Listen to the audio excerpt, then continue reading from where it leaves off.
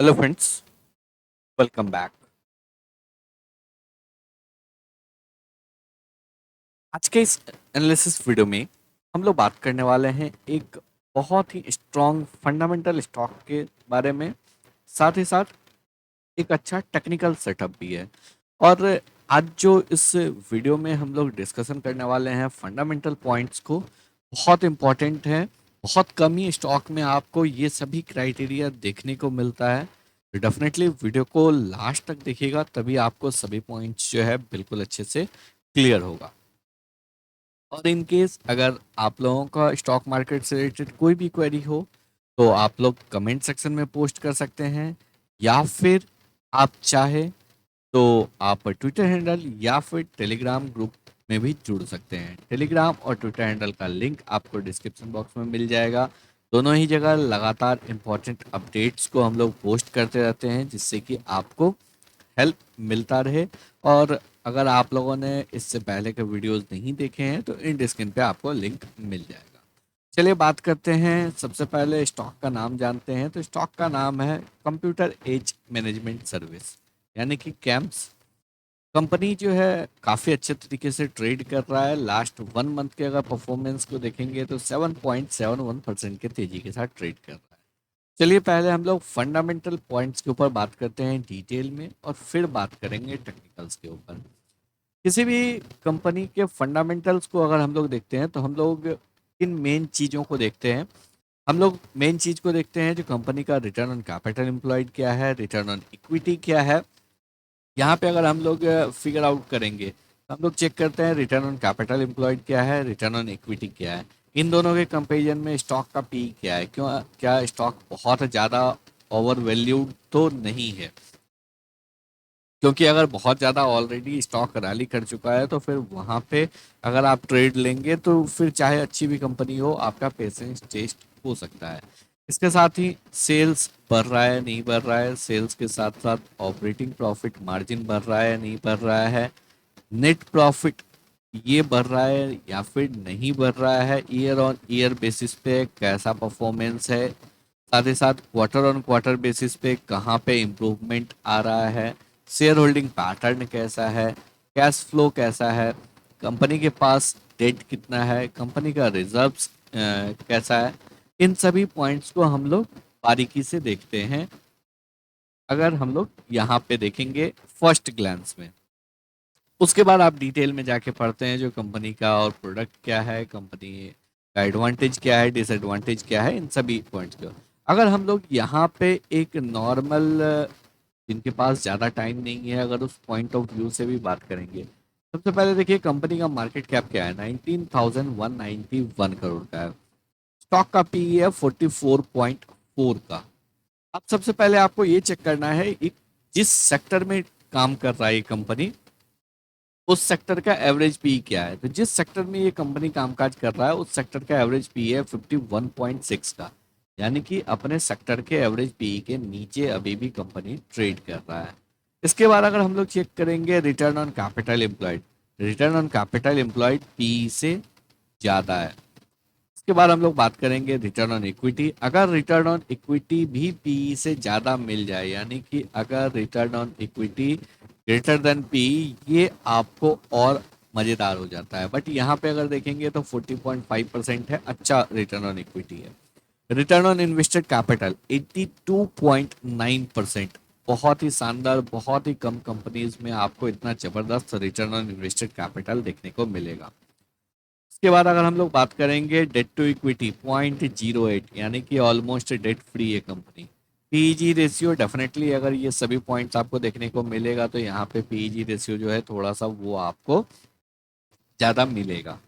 तो ये less than 1 अच्छा होता है, बट यहाँ पे ग्रेटर देन 1 है तो हम लोग और भी फैक्टर्स को देखेंगे।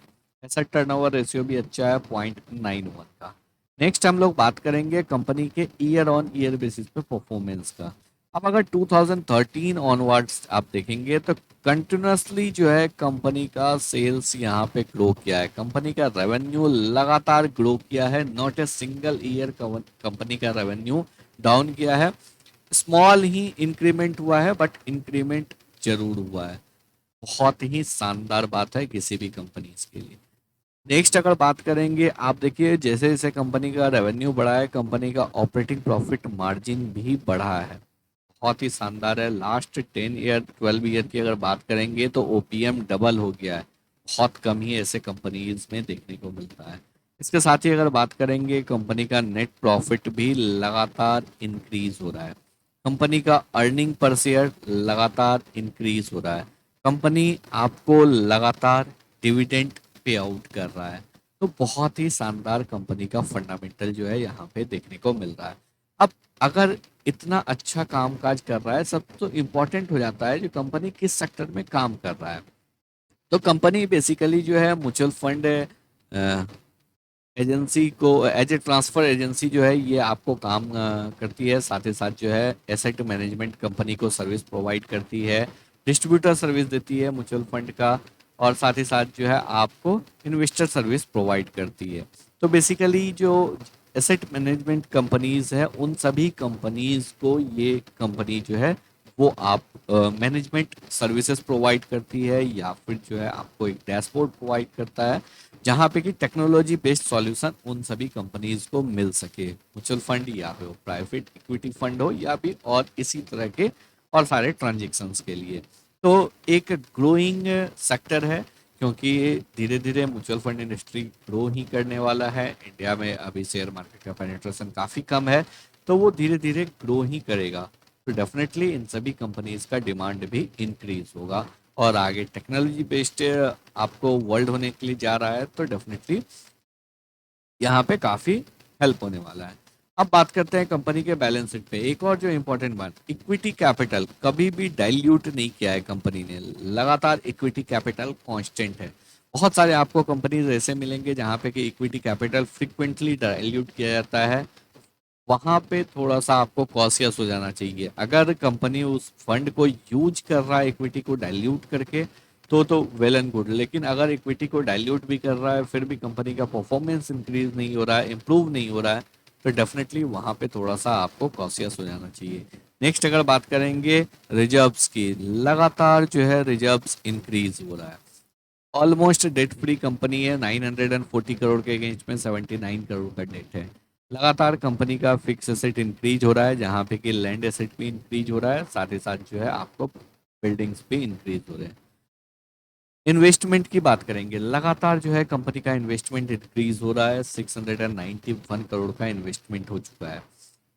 बहुत ही स्ट्रॉन्ग कैश फ्लो है। ऐसा कैश फ्लो आपको बहुत ही कम कंपनीज में देखने को मिलेगा। यहाँ पे देखिए लगातार जो है कंपनी का कैश फ्लो इंक्रीज हो रहा है। ऑपरेटिंग एक्टिविटी से लगातार जो है कंपनी का कैश फ्लो इंक्रीज हुआ है, तो ये आपको काफ़ी इम्पोर्टेंट हो जाता है। इसके साथ ही अगर हम लोग आगे बात करेंगे, जो नेक्स्ट आपको इंपॉर्टेंट आता है रिटर्न ऑन कैपिटल एम्प्लॉयड। ऐसा नहीं है जो सिंगल ईयर में है, over a period of time 50% या 50% के ऊपर जो है कंपनी ने इसको मेंटेन करके दिखाया है।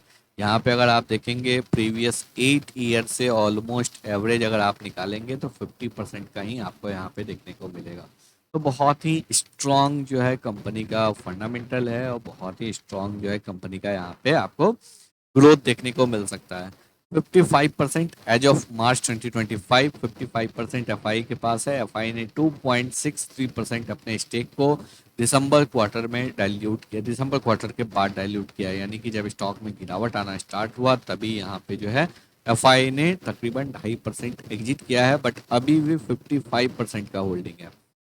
डीआई की बात करेंगे, 16.7% का होल्डिंग है। रेस्ट 28.3% जो है वो आपको पब्लिक के पास है। यहाँ पे प्रमोटर्स नहीं है। प्रमोटर्स जो है अपने स्टेक को इंक्रीज कर डाइल्यूट कर चुके हैं। अब बात करते हैं यहाँ पे हम लोग टेक्निकल सेटअप के ऊपर। फंडामेंटल्स आप लोगों ने देख लिया, बहुत ही स्ट्रॉन्ग फंडामेंटल है। अब आते हैं कुछ इंपॉर्टेंट टेक्निकल्स के ऊपर। सबसे पहले अगर आप यहाँ पे चार्ट को देखेंगे, चार्ट में आपको क्या दिख रहा है, जो यहाँ से मोमेंटम स्टार्ट हुआ 2000 के लेवल से। इन केस अगर आपको कोई भी कंफ्यूजन हो जो कैसे हम लोग आइडेंटिफाई कर रहे हैं जो यहीं से मोमेंटम स्टार्ट हुआ, आप सिंपल कैंडलस्टिक पैटर्न को हैकनेसी में कन्वर्ट कर दीजिए, आपको बहुत ही स्मूथ ट्रेंड मिल जाएगा। क्लियर यहाँ से आपको एक अच्छा अप मूव देखने को मिल रहा है। तो यहाँ पे जो है अगर ऊपर की साइड देखेंगे तो 5367.5 का हाई लगाया था। अब सिंपल अगर आप फिबोनाची रिट्रेसमेंट को ड्रॉ करेंगे और अगर आप यहाँ पे तकरीबन जो है लो लगा था 2010 का, यहाँ से अगर आप देखेंगे तो यहाँ पे जो है 61.8% के रिट्रेसमेंट लेवल से ये बाउंस बैक कर रहा है और 50% के ऊपर जो है लगातार होल्ड करने की कोशिश कर रहा है। इसके साथ ही अगर आप देखेंगे एक गिरावट हुआ, गिरावट के बाद बाउंस बैक किया, वापस से गिरावट हुआ और अब जो है यहाँ पे नेकलाइन के ऊपर क्लोजिंग दिया है। यानी कि एक गिरावट के बाद डब्लू पैटर्न जो कि एक रिवर्सल पैटर्न माना जाता है। इसके बाद भी अगर हम लोग बात करेंगे तो और कुछ इंपॉर्टेंट पॉइंट है। क्या इंपॉर्टेंट पॉइंट है, अगर आप यहाँ पे देखेंगे किस लेवल से ये स्टॉक बाउंस कर रहा है। यहाँ पे आप देखिए इससे पहले भी इस स्टॉक ने यहाँ पे आपको रेसिस्टेंस फेस किया हुआ है। इस लेवल पे अगर आप देखेंगे रेसिस्टेंस फेस किया हुआ है, यहाँ पे भी रेसिस्टेंस फेस किया हुआ है, एक ब्रेकआउट दिया, वापस से एक ब्रेकआउट यहाँ पे आपको देखने को मिला और उसके बाद स्टॉक में मूवमेंट हुआ। तो एक बहुत ही अच्छे लेवल पे ये स्टॉक अभी ट्रेड कर रहा है, रिवर्सल पैटर्न का फॉर्मेशन हो चुका है। अगर आपके पास पोर्टफोलियो में है तो आप यहाँ पे कंटिन्यूसली होल्ड कर सकते हैं, पैनिक नहीं करना है। इनकेस अगर आप फ्रेश बाइंग करने के लिए देख रहे हैं तो फ्रेश बाइंग का भी यहाँ पे आपके पास अपॉर्चुनिटी है। तो आई होप आप लोगों को सभी पॉइंट्स जो है बिल्कुल अच्छे से क्लियर हो गए होंगे। अगर आप लोगों को वीडियो पसंद आया हो, एनालिसिस अच्छा लगा हो, वीडियो को लाइक करके चैनल को सब्सक्राइब जरूर करें।